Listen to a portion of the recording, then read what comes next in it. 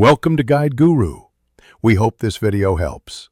You start by ensuring Python 3 and pip are present and that you have MySQL credentials or a server. Once done, install a driver.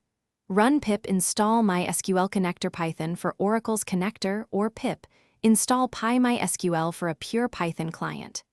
Make sure your MySQL user has remote or local access and the proper database created. Now open your project folder and create a virtual environment to keep dependencies isolated. Activate it before proceeding to code. Now write the connection code. Import MySQL. Connector as M and call M. Connect, host equals host, user equals user, password equals PW, database equals DB, port equals 3306, charset equals UTF-8MB4. Once connected, create a cursor object to run queries, use cursor. Execute SQL params to avoid injection. For selects, fetchone or fetchall, and for inserts, /updates call connection. Commit to persist changes.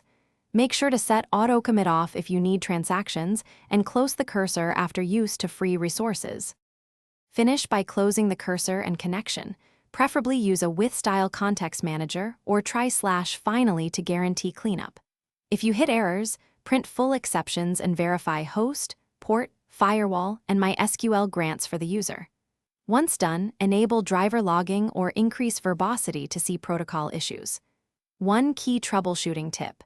When queries return strange characters, make sure both connection and server use UTF-8MB4 and pass binary safe parameters. This resolves most encoding and data corruption problems. Thanks for watching. Consider subscribing if we helped you today.